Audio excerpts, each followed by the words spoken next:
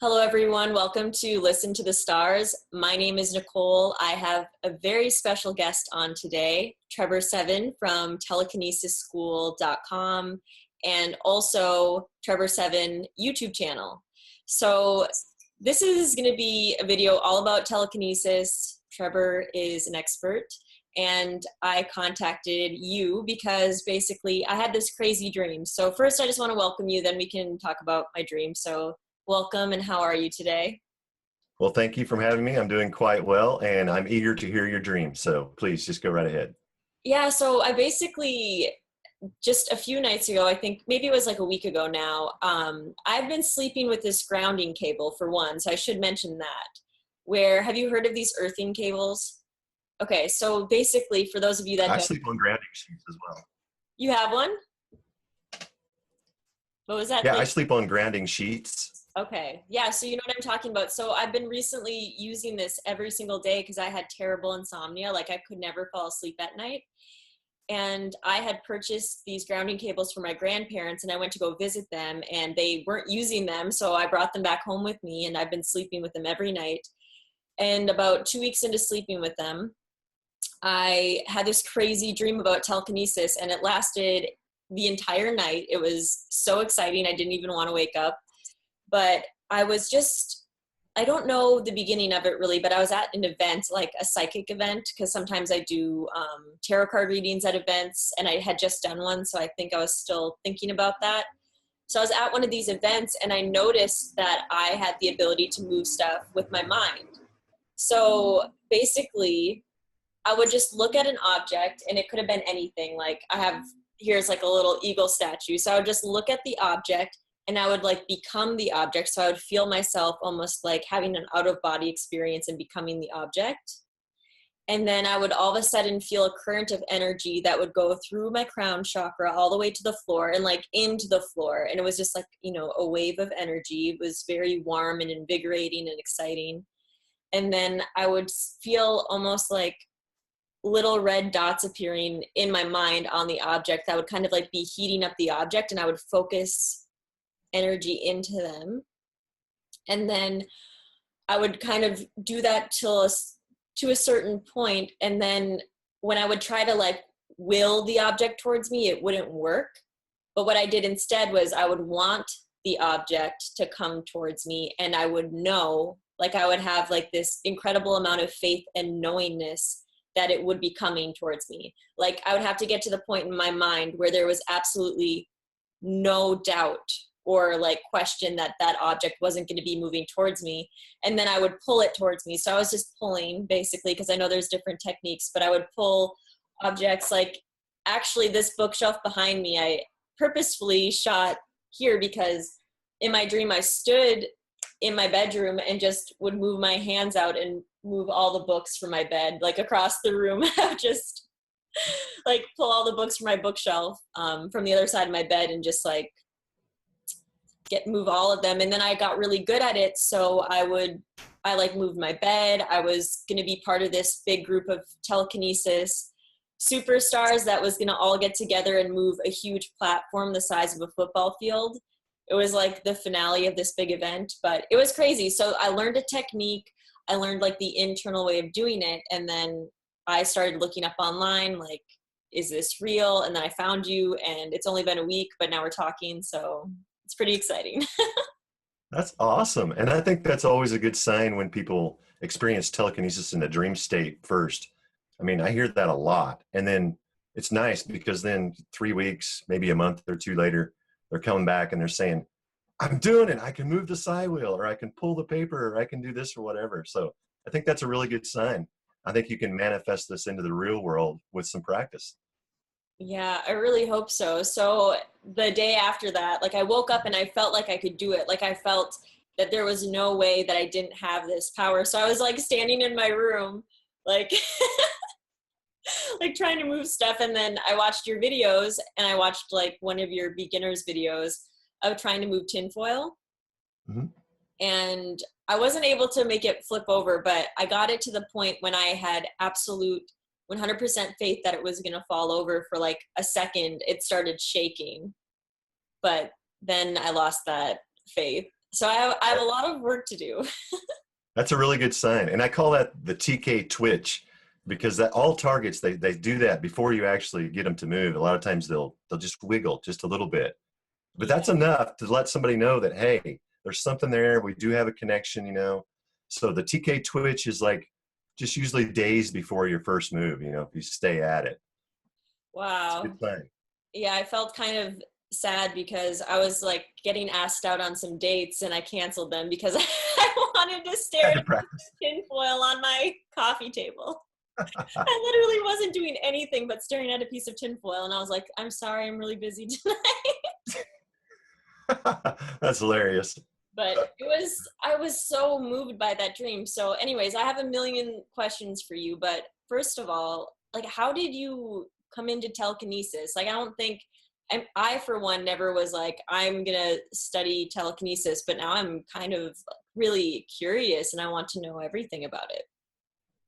Well, for me, I kind of stumbled onto it accidentally. Like in 2010, I don't remember exactly when, but mid 2010, I started doing some qigong, just little simple videos from the YouTube. You know, like first I started out just doing the elements, and I would do some qigong, and then I started doing some meditation. You know, when we get older, you start noticing your body's kind of not what it used to be, so you start worrying about your diet, your exercise, that sort of thing. So I was just doing it for health benefits, for physical and mental, you know, benefits. But after, I don't know, a few months of it, I began feeling this energy beyond my body. Like I could feel my hands this far apart. I could feel them touching. It's just when you start doing yoga or qigong or anything where you're synchronizing your breath with your body and your emotions, it starts this connection between you and your astral body, your makaba, your light body, your aura.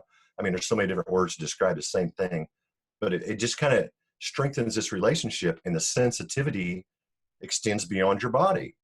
And I got to thinking, man, there's got to be, you know, there's something you can do with this excess energy. So I just got on YouTube and put in chi exercise or something, I think is what I put in.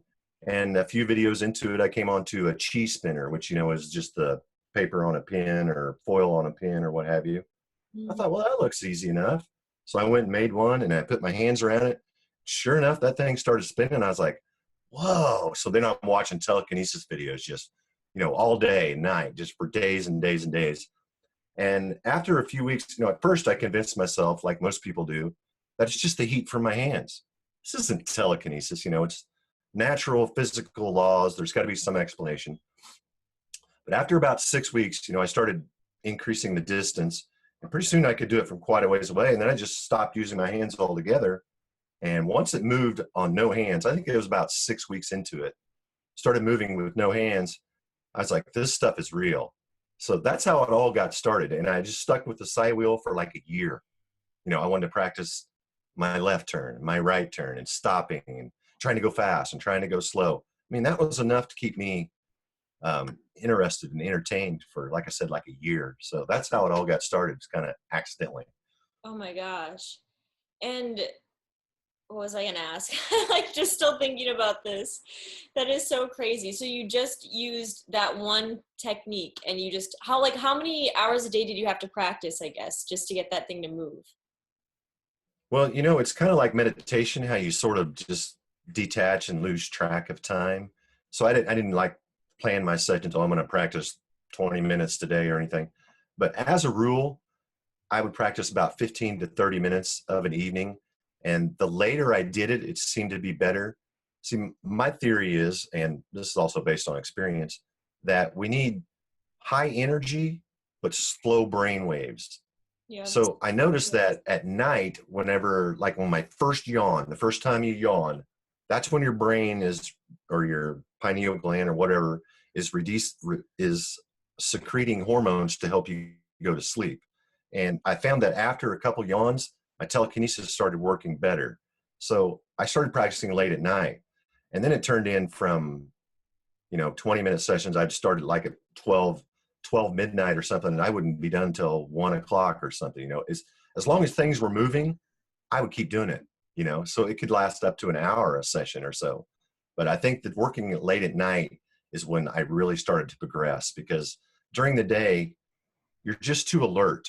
And the activation of the analytical mind or the ego or even extreme focus, I found that dimming the lights to lessen the focus a little bit, the more relaxed you get, the easier it is. The harder you try, the less things move.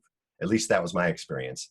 So I developed this practice late at night using a nonchalant approach and just not getting too excited when things move and not getting too upset when things don't move. And once you find that zone, so to speak, and the energy's up and everything, things just kind of move. And it all seems accidental at first. And that's probably the biggest mistake most people make, is they chalk it up to accidental or natural phenomenon. Oh, the wind must have blown it or something like that. And that's the biggest mistake we can make. What you want to do is, if anything moves, automatically give the benefit of doubt to telekinesis, because that in turn sends positive reinforcement to your subconscious mind, which in turns activates or enhances your telekinetic abilities. So the first step is you kind of have to trick yourself. That's why my tutorial one, I have it set up to where anyone can do it. The wind from your hand is going to knock it over at first. But if you can convince yourself that that's telekinesis, the process will progress from there. Like I said, it'll kind of open up your mind to that being a possibility. And then we just keep decreasing the velocity of our hand motion and increasing our distance. And pretty soon you'll notice you don't have to move your hand at all, and it just falls over. And then once you get your first no hands move, it's like, woohoo, you're hooked. Your life changes. It literally changes.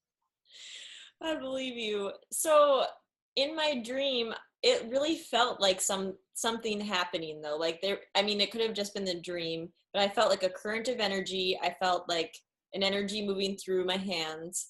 Is that how TK feels in real life for you? Like, is it like an energetic thing, or is it more like you were saying, sort of this intention and then an accidental happening, When I first started, there was like no sensation. It felt totally unpredictable, totally accidental.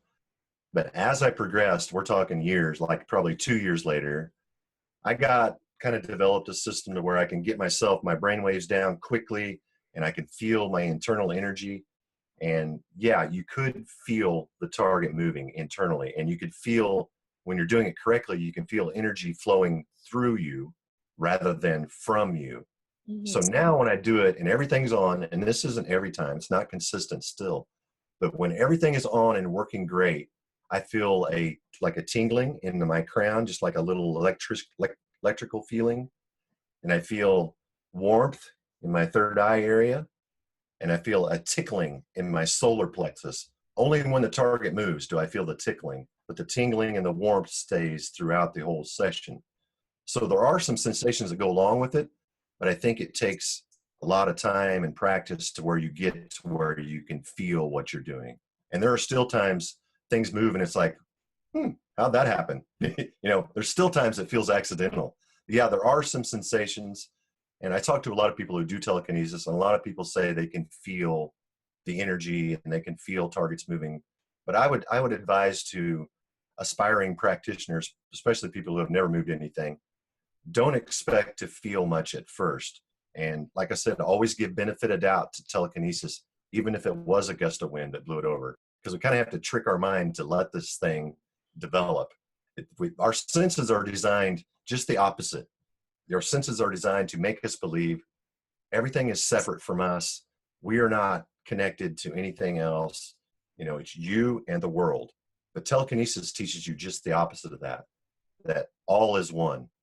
And if you can get rid of enough of your ego and your senses, you will just automatically mold into this unity. And that's when things start moving, is when we get away from the ego, and it's not you doing it. It is you. That target is a part of you. And that's kind of it takes a long time to really convince your mind of this, but that's kind of my theory. So in a way, it's like telekinesis can be sort of like a spiritual path, because you realize that everything is connected. We're everything that we can see. We're everyone. We're each other. Very much so. And that's part of the reason I went public with this. It's kind of like a paranormal whistleblower, so to speak, because I went all those years thinking telekinesis was a bunch of woo-woo, Hollywood, stuff that doesn't exist. And when I found out it's real, I'm like, I know other people want to know that this is real. And that's when I started making videos. My full intentions of videos were just to teach people enough to get one no hands move, because once that happens, your whole perception of reality changes in a heartbeat. I mean, as soon as it falls over, you're like, aha, we're not all separate. We are connected. Our thoughts, our energy, our intentions do influence the outer world. And that's the first step into spirituality, when you realize that there is a connection to the physical world and the spiritual world. And when you mold those two together, you can manifest things in your life. I use telekinesis, what I've learned from telekinesis, I use it on a daily basis. And people call me the luckiest person they know.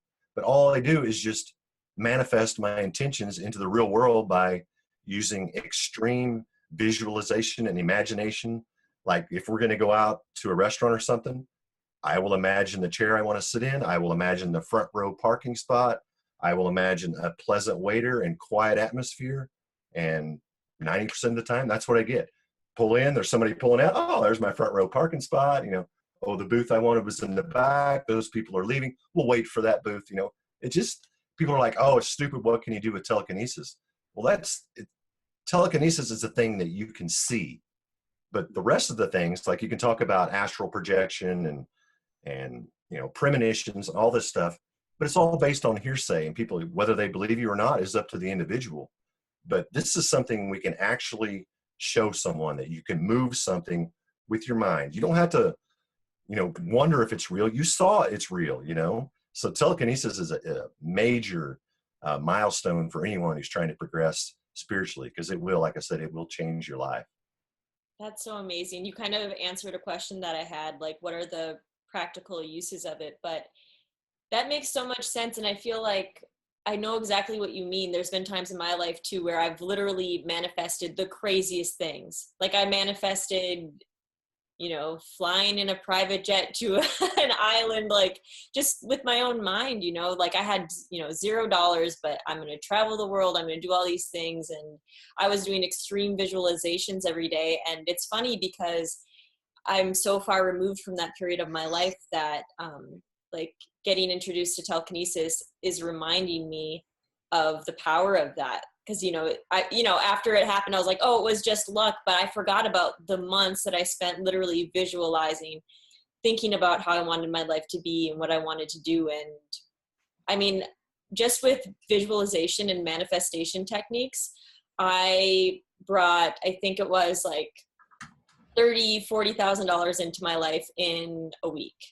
I mean, it was crazy. And that was just like doing what, you were saying. And it really does take focus. It takes like immense faith and belief, but along life and along the path, you just shut it off sometimes, like experiences happen to you where you just shut it off. But I think that dream was such a positive dream for me because it also reminded me of just that raw manifestation power that we have. And I think on the dream plane or the other dimensions or whatever you believe that is, it's easier to manifest things. It's like easier to create whatever you want whenever you want. And here it's a lot more difficult, but mostly it's a mental sort of block. Absolutely. Yeah. And the importance of keeping what your desires or what you need in the forefront of your mind is important. But the key thing to manifesting reality, based on my opinion, is like you said, immense confidence, knowing that it's real. But it's also this attitude of gratitude that it's already happened. You know, whatever it is you're trying to bring into your life. A lot of people like, let's say somebody wants a new car, and every day they're still driving this old clunker junker, you know, and they're getting upset and, oh, I should be having a new car, but I don't, and all this stuff. But what you want to do is just keep this attitude of gratitude that the universe is already bringing this into your life. I realize it's taking time. That's fine. I'm just giving you thanks for bringing it to me. I don't care how long it takes. You know, just keep that confidence and attitude of gratitude. And there's a wonderful quote, if I can remember it. Infinite patience equals immediate results. And that seems so true, especially when working with telekinesis, because a lot of people will say, oh, I tried and tried and tried to move that foil, and then I quit trying and started doing something else and it fell over. I said, that's the key. You have to learn how to try without trying. You set these intentions, you have the confidence, and you just let it be. Let reality happen. You know, a lot of times we're stopping it because of our thoughts or our ego or sometimes our desires are too strong or our emotions are too strong. But there's just like a little recipe, and everything has to be so perfectly, you know, empathy, mindset, energy is my recipe for telekinesis. And if you have too much mind, you know, too much thought, you're blocking it. Or if you have too much want or desire, that will block it. And I found my biggest problem with telekinesis is trying to do it in front of people. Because the moment you try to do it in front of people, you engage your ego. And then you also gauge your thoughts. What are they thinking? What will they think? And then your emotions. Is this going to make them happy, or is this going to scare them? Is this going to change their life, or are they going to think I'm, you know, a witch or you know, a shaman or a wizard or what have you? So all these things come into play. And the key to telekinesis is just turning all of that off, turning off your mind, turning off your ego, turning off your emotions, and just coming to this. It's sort of like meditation where you become just this void, but the void is actually a connection to everything. Yeah. If that makes any sense. It makes complete sense, because when I got the tinfoil to shake, I was in the exact same mindset that I have been in the past in deep meditation, where I've experienced extreme bliss. So it's really like, basically you can't be excited, but you can't be afraid. It's like complete equanimity. It's complete, like, there's focus, but it's like the exact match of extreme focus and extreme relaxation, like you were talking about. And it's just all that coming together. And then all of a sudden it was shaking, and then I was like, yay! And then it stopped. Because you can't get excited, you know? Can't get excited. Right, yeah. And that still gets me too, especially if I'm doing like a rolling target or something. As soon as something starts to roll, I'm like, woohoo, it's rolling. But then I can't keep it rolling because I snapped out of it by getting excited. So that's also where the dim lighting comes in handy, especially with a side wheel. If you can get the lights so dim that you can barely see your side wheel, where you wonder if it's turning, you're not even sure because it's so dark you can't see it, that's when it seems to work the best. Because if you can see it, you'll be like, whoa, that thing's really spinning, I'm doing something, and boom, it just shuts off, you know? So the low lighting and doing it at night when you're kind of almost delirious, you know, groggy, sleepy, that's when it seems to work the best. Yeah. So you're able to do it kind of like, you're able to use telekinesis in your real life in kind of like an actual practical way of trying to manifest things that you want. But do you ever just like, are you good enough at telekinesis? And maybe good isn't the right word, but is it strong enough where you can be like, oh, I want that can of Coke, and then you just bring it towards you? Like, do you want to get to that level, or are you at that level? Shoot, no, I am nowhere near that level. And yeah, I would be, but in some ways, that might be a curse as well as a blessing. So be careful what we wish for. But no, I've never accidentally passed myself the salt shaker or anything like that. But it does improve your, like, the empathy and that type of thing does improve your connection with the outer world. So I can use it in ways like I can sense something falling that's not even in my peripheral vision. Like I can feel, so instinctively it does improve things that way. But no, I can't just get a can of pop or anything like that. I wish I could. I was curious. And then the other question I had was, I know that you don't just do TK, there's pyrokinesis, there's changing the clouds, there's changing the wind, there's all, and they have all these different names for these different techniques. So do you want to just talk a little bit about your experience with all these different forms of kinesis, Okay. I guess would be the word?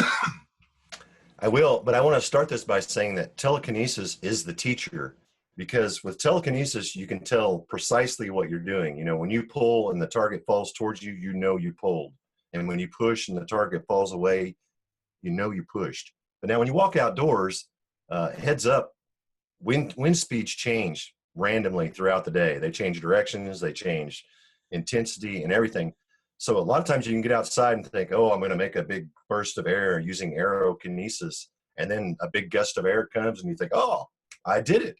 But did you do it? So it's really difficult to move on to like pyrokinesis, the manipulation of fire. Fire is really fickle and fast, and it does weird things. Sometimes candles flicker on their own. So you can get confused there. And hydrokinesis, manipulation of water, and geokinesis, it goes on and on. But basically, if you learn your basic telekinesis and master it, like I said, I stuck with a side wheel for over a year, mastering my left, right turns, stops, starts.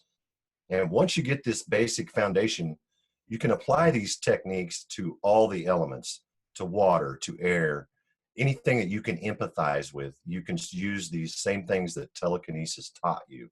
But I think probably the most practical thing for telekinesis is, besides the manifesting reality, learning that your thoughts, emotions, and empathy with other things can influence the outer world, is healing.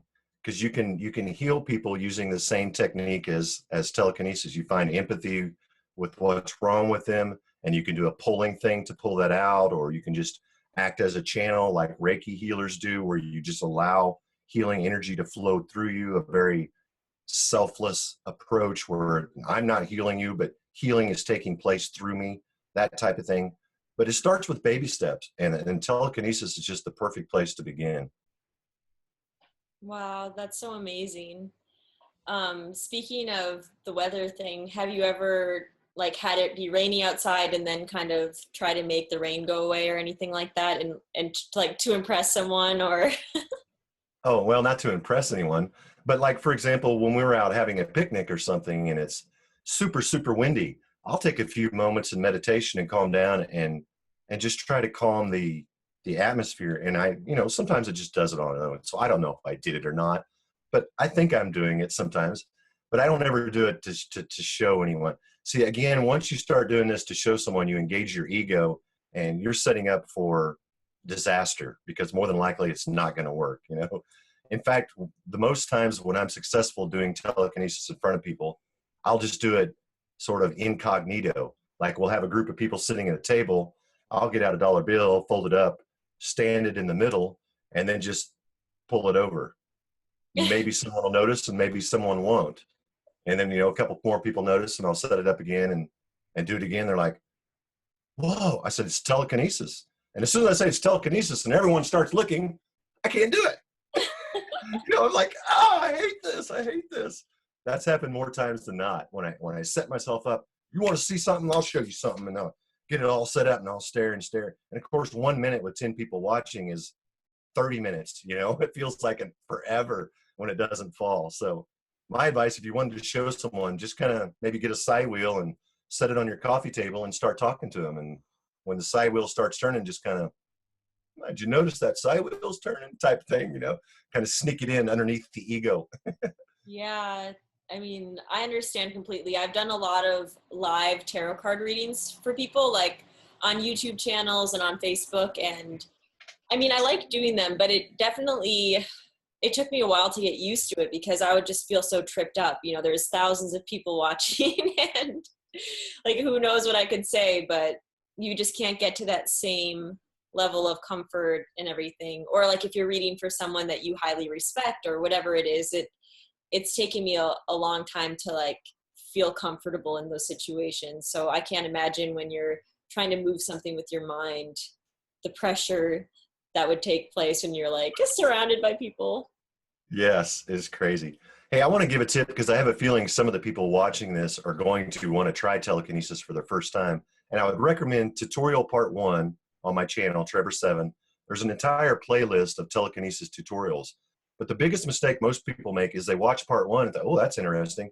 Then they watch part 2, part 3, part 4, and so on. And that's just way too much information. Stick with part 1. And I teach you how to increase and decrease the level of difficulty by changing the threshold. And just stick with that until you get your first no hands move and then move on. But beyond that, I want to say this is how I taught my children to do telekinesis, is to make a psi wheel, which is just a needle with a lightweight, it could be anything, paper, feather, foil, anything very light. But the needle is important because it causes less resistance. And set this up next to your bedstand. And when you go to sleep, preferably maybe if you lay on your side where you can see your bedstand, and just when you're about to drift off to sleep, where you're starting to shift between the sleep world and the conscious world, that's the perfect time. Your brain waves are in the perfect mode just as you're drifting off to sleep. And what I want you to do is just watch the wheel. Don't try to turn it. Don't do anything. Just watch the wheel. And within a few nights, you'll start seeing that wheel will just turn as if on its own, which it is doing it on its own because you're part of it and it's part of you, but you don't realize that yet, till you get a few moves under your belt. But just allow it to happen rather than making it happen. So the psi wheel by your bed is a great idea. And also a psi wheel wherever you spend a lot of idle time, maybe by your computer or at your coffee table, wherever you spend idle time. And after a few days, maybe even weeks, you'll notice the psi wheel just starts to turn in your presence. And that's a great icebreaker. It's like, oh, I can do telekinesis without trying. And that's a very good lesson to learn right off the bat because trying doesn't work. Yeah. Very seldom, I know that's what I learned from my dream, except of course everything was magnified by like 1,000, but it was like whenever I try, it doesn't work. When I know, when it's like a truth that literally is my flesh and blood, it's just the truth that this thing is moving, then it starts to move. But no, I have to apply that third dimension. So we'll see. Yeah, I always say you want to be confident as a light switch. I mean, when you turn on the light, you know that light's going to come on. And it's the same way with telekinesis. You have to be that confident. But on the same note, you don't want to be, have too high of expectations. It's like manifesting reality. You want to give thanks for what you're going to get and just know you're going to get it, even if you don't have it. It's that type of mentality that works with telekinesis. Yes, you have to have the confidence, but it's not the kind of confidence that a lot of people think of when they say confidence, like, oh, I'm the best at this type of confidence. Telekinesis is a very selfless and humbling craft. I mean, it like I said, it changes people instantly, and that's what it does. It humbles you. It tells you that everything is connected and it is a part of you. Therefore, nothing's better than you and nothing is worse than you. And, I've said this before, not to you, but empathy is going to save the world. If everyone had empathy for everyone else, no one would be doing evil things to other people, So empathy being the main thing for me. Now, I'm a feeler. I feel. Some people are thinkers. Some people are, everyone has different approaches, but the empathy and the feeling is what works for me. That's my connection. Yeah. So how can a person work towards developing that empathy? Because for someone that doesn't necessarily have that developed within themselves, it's going to seem just like an abstraction. So how does one develop empathy, maybe with the object that they're working with or with another human being, whatever you want to address? Well, I think step one, we have been desensitized.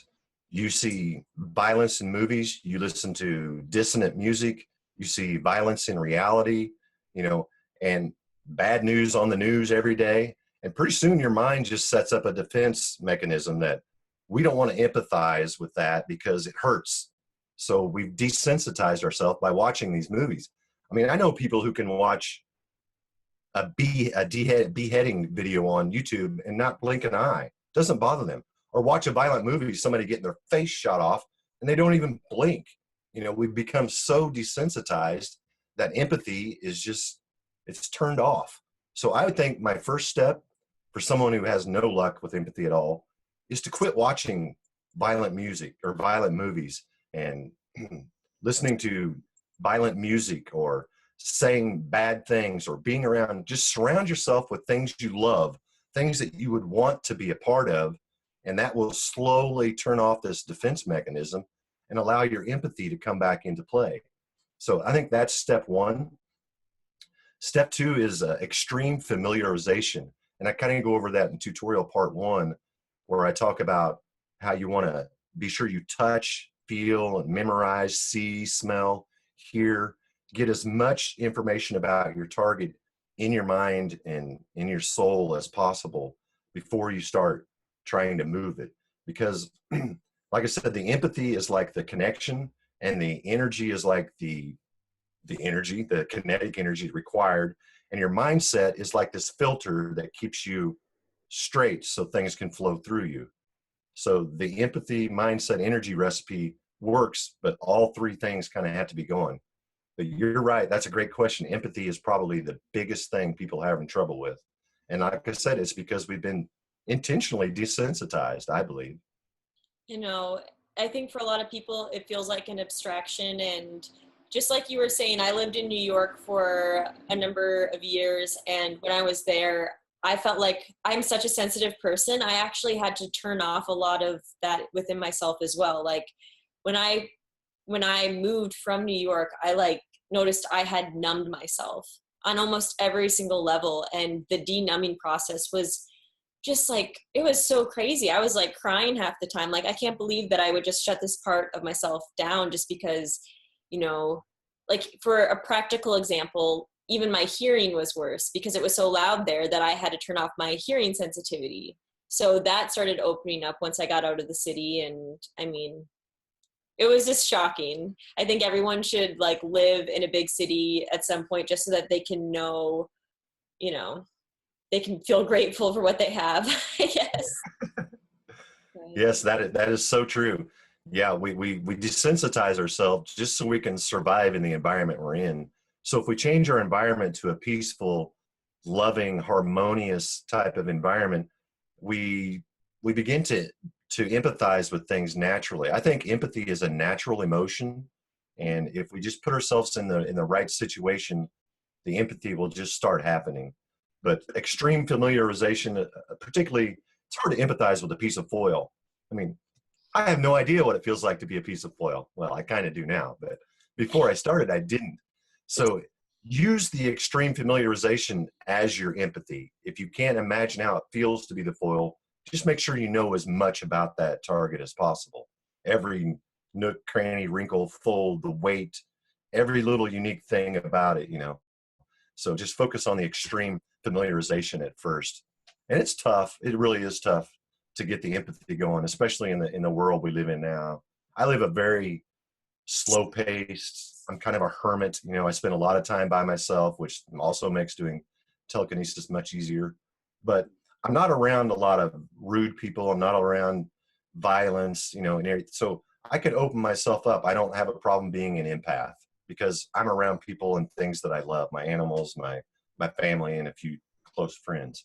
So when I go into an extreme situation like a busy shopping mall or something like that, empathy is a curse because there's a lot of sick, angry people around, you know, and you hang around these people and pretty soon you start to feel what people feel like people who eat McDonald's food, what they feel like is like, oh, I don't want to feel like that. Or people who are just can't stand their spouse. You know, how can you live like that? Because I can feel what you're feeling for a few minutes and I don't like it at all. I don't see how people can live like that forever, you know? So proceed with caution. Empathy is a blessing and a curse. I know what you mean. I have to always like put a shield around me when I go places. Otherwise I come home and I'm completely drained. Yeah, So I kind of try to turn off the empathy, but it's become so extreme. I've been doing this for, 5 years plus, and I can't control it that well. I can't just turn it on and off like a light switch. I wish I could. But yeah, I know what you mean. I kind of try to set up my protection barrier and just try not to make eye contact with a lot of people, or just, just trying to keep to myself and not get too close to people and things like that. So it's hard. it's lifestyle has a lot to do with how quickly you'll progress. And based on my interaction with thousands of people, the people who are best at telekinesis live a very low stress life. Not necessarily solitude, but people who live alone do very well. And people who don't have to answer to an alarm clock and a boss and a nagging spouse, or people who don't have a lot of stress in their life and are in a condition where they could empathize with things and not get hurt. These are the people who seem to do the best. And surprisingly, people who do a lot of energy work, qigong, reiki, things like that, these people, you would think they'll get right on that telekinesis. But it's so different working with inanimate objects and working with people that it's almost harder for these people to get started. Now, once they get going, they seem to progress faster than other people. But those first few moves seem to be really hard, particularly for people like, I know self-proclaimed qigong masters who can hardly turn a side wheel, and I know very powerful healers that can't move a piece of paper, and it's so frustrating for them, but don't get frustrated. It's a different craft. Just because you can ride a bike doesn't mean you can drive a Harley type Yeah. of thing. It's same. There are familiar things, but it is different. And they say, it's hard to teach an old dog new tricks. Well, people who are really good at Reiki sometimes have a really hard time with telekinesis, because this modality it's subtle, but it is different. But once they get it, like I said, they usually progress faster than others. But I honestly believe anyone capable of empathy is capable of telekinesis. Yeah. I actually think that too. I think anyone can have psychic abilities. I think anyone can be a healer. I just feel like it's your willingness to turn that part of yourself on. Very much so. I don't I don't want you to be late because I know that you have to go. How many minutes do you have left? I've got about another 5 minutes and I need to go. Because I was just going to ask you, I really like what you were saying about how you paid attention and noticed that like people living a certain lifestyle are better at telekinesis. Do you think when people have like a meditation routine, if that helps, or veganism, like are there any other kind of specific things, like if you, like even for me, like if I want to get better at telekinesis, should I eat mostly vegan, but should I like try to just eat 100% vegan and be meditating every day? What do you think? Okay, yeah. Our foods have higher and low vibrations. Eating dead animals, that's a very low vibration, slows you down. Not only, if you eat a big, heavy animal product meal, you know how you feel all groggy and sleepy and tired and worthless. Well, that's the energy you're consuming. You're consuming dead energy. So yes, diet, definitely. Eating live, raw food, be it fruits or vegetables, will definitely raise your energy. But again, energy is only one aspect of telekinesis. So my advice to people is yes, meditation, yes, on the raw vegan diet. And, the empathy thing is something you're going to have to practice, and you're going to have to get yourself in a situation where empathy can be used safely. Like I said, if you're living around a bunch of jerks, you don't want to become an empath. So that type of thing, your environment has a lot to do with it. But my key, my secret is I do stretching, which gets the internal energy flowing, like a lot of yoga. I do a staff routine and back stretches and things like that.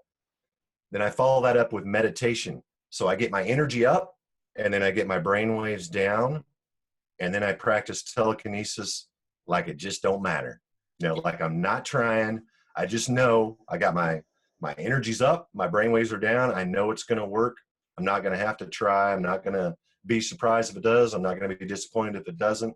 This really nonchalant approach. So yeah, it's a very multifaceted craft, but that's a big part of it, is your diet and your mindset and that energy. So anything you can do to practice moving energy around in your body, like if you can just get in a calm, relaxed state and move all your focus to your big toe, you should be able to feel your pulse in your big toe. Mhm. Well, congratulations, you just performed telekinesis internally. And then it's just a matter of getting relaxed enough to where you can expand your awareness beyond your body and make that empathy connection with something beyond your body.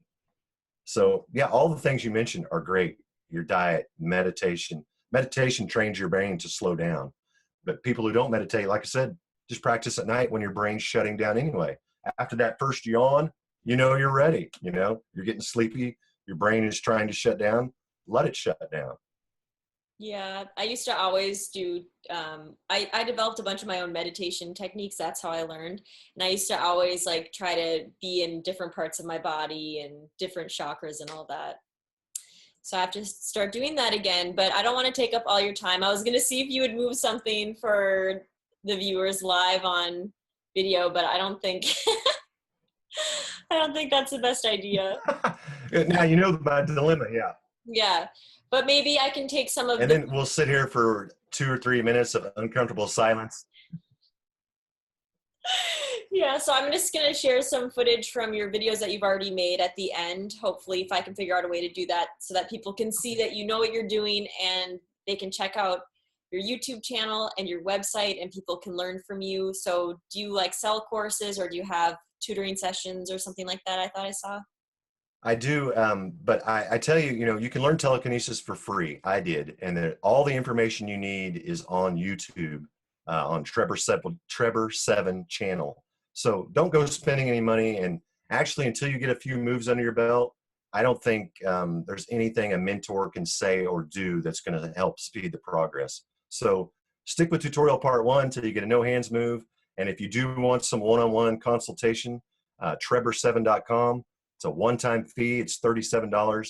We can chat for 30 or 40 minutes on Skype in private. And then we also, every Sunday, we have a group Skype chat where as many as 5 or 6 people we get on there. And we do things. We flicker lights in Italy, or we move a piece of foil in Germany, or we do things like that. And we answer just simple questions like you and I. I've had conversations like this many times on Sunday. So you join once, you can talk every Sunday all you want.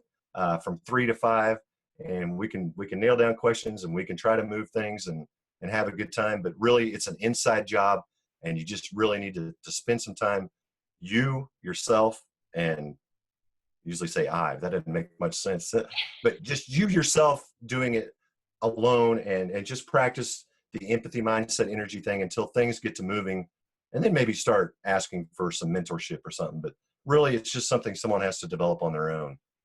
Okay, so I'm going to practice, and with the time that I have, I'm pretty busy, but I'm going to practice, and maybe one day I'll upload a video of me spinning spinning the wheel or whatever. I can't wait. Yes, I totally hope so. And maybe we can chat again too after you've had a little practice. More questions will arise, and we can talk again. I mean, that would be great if we could do a part 2 to this, and then people can see my progress. But I can't promise anything. I'm going to be casual. I'm going to be chill about this and just let it happen if it happens. And if it doesn't, I'll be okay. I'll just have more meditation and I'll be healthier than ever and I'll be happy. Perfect. Exactly. It was so nice to meet you and talk to you. This ended up being much more profound than I thought, even because you hit on these really great spiritual principles that I think so many people had no idea could relate to telekinesis, you know? Right. Yeah. Like they don't even know why, because people just think, why should I be able to move something with my mind? But it's something internal that's changing. It's you that's changing. It's your perspective. It's your connection. It's your own spiritual evolution. And that's really profound and that's really important. So thank you. Thank you for having me. Yeah, we will be in touch and I'll talk to you soon. Awesome. Great. Bye-bye.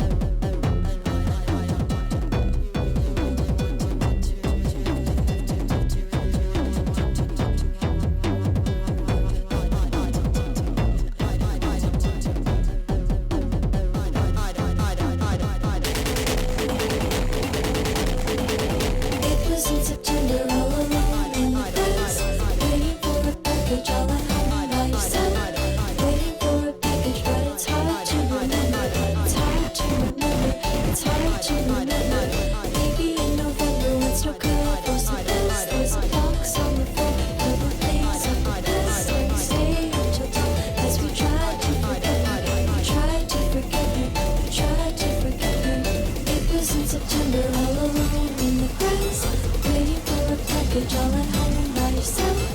Waiting for a package, but it's hard to remember. But it's hard to remember. It's hard to remember.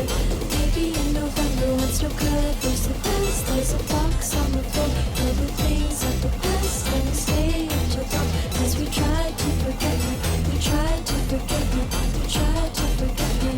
It was in September, all alone in the grass, waiting for a package, all at home by yourself. Waiting for a package, but it's hard to remember. But it's hard to remember. It's hard to remember. Maybe in November, when snow covers the grass, there's a box on the floor filled with things of the past, and we stay up till dawn as we try to forget her. We try to forget her. We try to forget her.